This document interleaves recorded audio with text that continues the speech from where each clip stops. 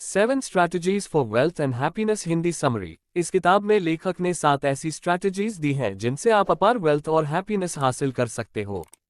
Author Jim Rohn. आइए अब सभी 7 स्ट्रैटेजीज के बारे में पढ़ते हैं। 1. Right your goal and strategy.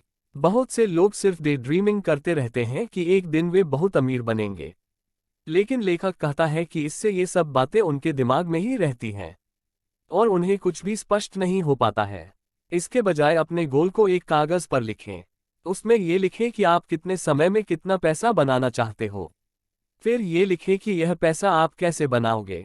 इसके बाद आप अपने टैलेंट या पैशन पर ध्यान दें और उन्हें भी लिख लें। जो भी चीज़ आपको बहुत अच्छी लगती है, आप उसी पर आधारित एक बिजनेस शुरू करने का गोल बना सकते हैं। आप ऑनलाइन भी अपने बिजनेस शुरू कर सकते हैं, जैसे digital marketing, blogs, content writing agency, SEO agency, social media managing इत्यादि। जब सब कुछ आप कागज पर लिख देंगे तो आपके ब्रेन को क्लियर दिखने लगेगा कि आपको क्या चाहिए और आप उसे किस तरह से प्राप्त करेंगे। इसके बाद आपका ब्रेन खुद ही मोटिवेट हो जाएगा और इन चीजों को करने लग पड़ेगा। 2. Gain knowledge. जिंदगी में अमीर बनने के लिए केवल एक गोल काफी नहीं है, उसके साथ गोल हासिल करने का ज्ञान भी चाहिए।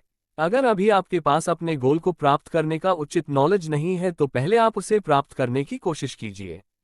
मान लीजिए आप सोचते हैं कि कोई ब्लॉग बिजनेस या एफिलिएट मार्केटिंग का बिजनेस शुरू करेंगे और आपको इन सब के बारे में पता नहीं है, तो आप इंटरनेट के माध्यम से यह ज्ञान प्राप्त कर सकते हैं।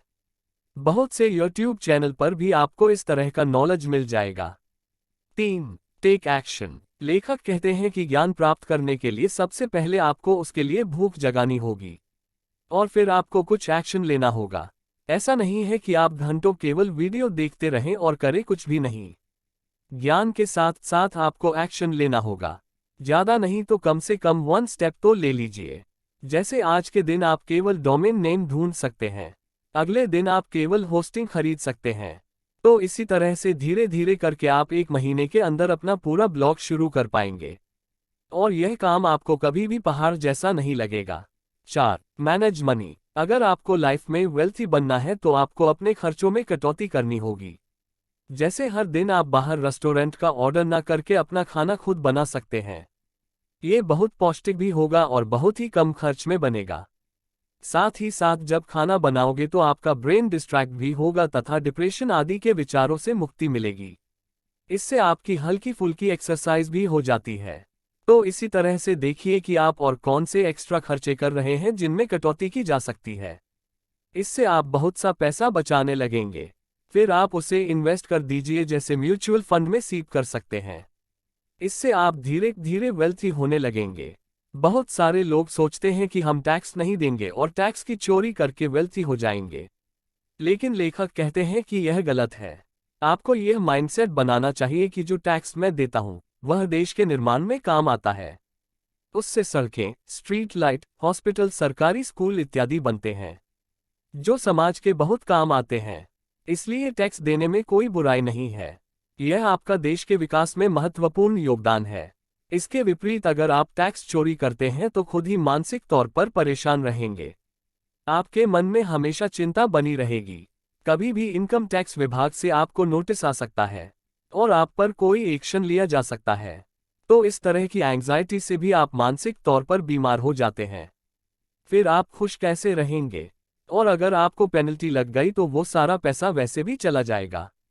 5. Manage time. टाइम को अपनी मुट्ठी में करना सीखिए। लेखक कहते हैं कि आपको सुबह 5 बजे उठना चाहिए।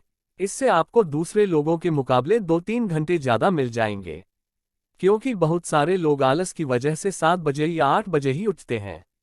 ना तो एक्सरसाइज करते हैं, ना योगा करते हैं और ना ही कोई सेल्फ हेल्प किताब पढ़ते हैं। लेकिन आप जल्दी उठकर थोड़ी एक्सरसाइज कर सकते हैं, वॉक पर जा सकते हैं और कोई बहुत अच्छी मोटिवेशनल किताब भी पढ़ सकते हैं जो आपको इस ब्लॉग पर भी मिल जाएगी। इससे आप दूसरों से हमेशा 2 कदम आगे रहोगे। दूसरे लोग हमेशा शिकायत करते हैं कि टाइम ही नहीं मिलता, लेकिन जल्दी उठेंगे तो आपके पास हमेशा ही हर चीज के लिए टाइम होगा। एक्सरसाइज और योगा आदि करते रहने से आपकी हेल्थ हमेशा सही रहेगी।